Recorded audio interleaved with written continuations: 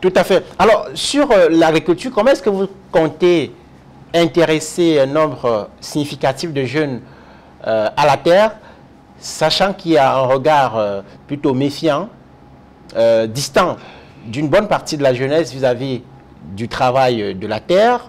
Beaucoup de jeunes, en tout cas une bonne partie des jeunes, perçoivent le travail à la terre comme étant dégradant, dévalorisant. Beaucoup rêvent d'ENAM, d'IRIC, de la métier de la bureaucratie, comme on pourrait dire. Comment est-ce que vous comptez reparamétrer les chemins mentaux de ces jeunes?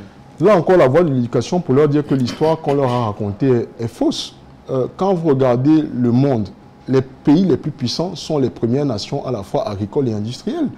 Et à l'intérieur de ces pays, la première fortune, aujourd'hui on a la question du digital qui fait des multimilliardaires, mais une fois que vous avez quitté l'industrie digitale et technologique, les premières fortunes sont des fortunes agricoles. Je reviens au cas du Cameroun.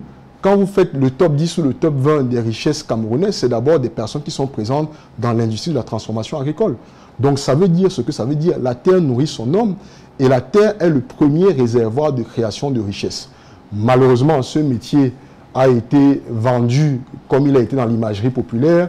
Nous devons tous avoir des costumes et aller passer les concours de l'ENAM, de l'IRIC, des travaux publics, ou de Polytech ou de la police, alors que la terre vous donne tout de suite une capacité d'autonomie. Et donc, dans ce sens, nous allons multiplier ça, je dois le reconnaître, l'État camerounais l'a déjà fait, les centres de formation professionnelle au métier de l'agriculture, mais avec la spécificité d'avoir des formations courtes sur 3 à 6 mois, des cycles de formation de 3 à 6 mois, qui permettent tout de suite à nos enfants de capitaliser les compétences dont ils ont besoin pour gérer de manière autonome une petite exploitation agricole. Il va falloir du travail de l'éducation, il va falloir du travail de communication de la part de l'État, mais moi je reste convaincu, en tout cas je suis le fils de quelqu'un qui, dans les moments difficiles, c'est grâce aux petites exploitations agricoles qu'il a eu qu'on a pu préserver le bien de la famille. Mais pour créer 300 000 emplois en un an, Samuel Eramiyodi, il faudra bien avoir déjà convaincu beaucoup de jeunes qu'il faut retourner à la terre.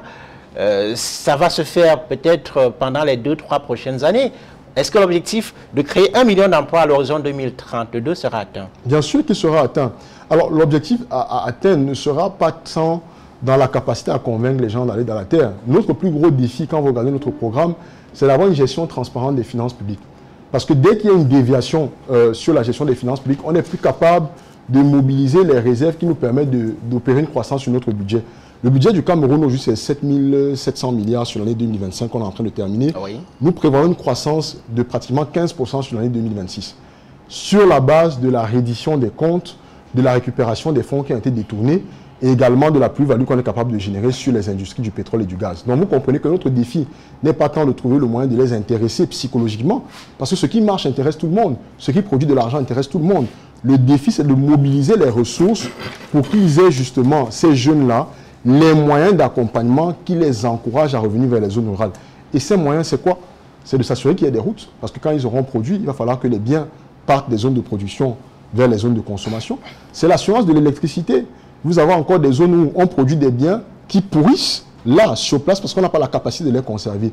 Donc le défi pour nous, c'est d'avoir l'infrastructure qui va encourager les jeunes à repartir vers les zones rurales et être partie prenante de notre dynamique économique.